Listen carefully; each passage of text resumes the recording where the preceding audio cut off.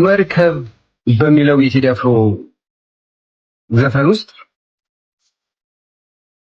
መሐለቅ ከማለት ፋንታ መሐለቅ ብሎ ነው የገለጸው።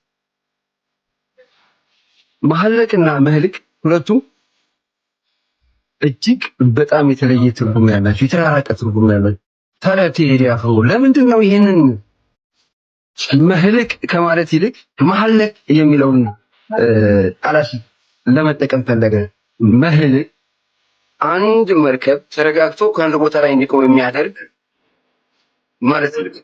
ለምን ታዲያ ቴዲ አፍሮ መሐለቅ የሚለውን ተጠቀመ? መሐለቅ ማለት የአንድ ብር አንድ ሃያኛ፣ ይህ ማለት 5 ሳንቲም ማለት ነው።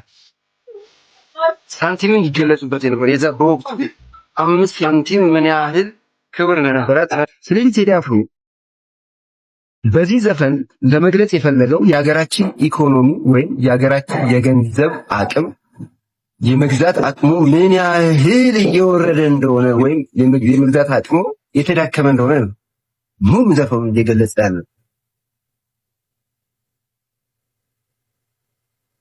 ዘፈኑ ላይ ወይም እማረው ፍቺው ስንወስደው አንድ በፍቅረኛው ሆነ በትዳሩ እየተበደለ የሚኖር አንድ ግለሰብን ነው የሚያሳየው። ከበደል ላይ በደል እየተጨመረበት የሚኖር ትዕግስተኛ ወንድን ነው እየገለጸ ያለው። ነገር ግን ፉካራው ፍቺው ይሄን አይደለም። መሐለቅ ማለት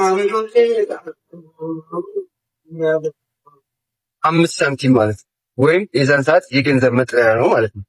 የሳንቲም መጠሪያ ነው ማለት ነው። ስለዚህ የአገራችን ገንዘብ የመግዛት አቅሙ እጅግ በጣም የወረደ መሆኑ እና ያው ኢኮኖሚያችን እየተዳከመ መሆኑ የሚገልጽ ሙዚቃ ወይም ዘፈን ነው።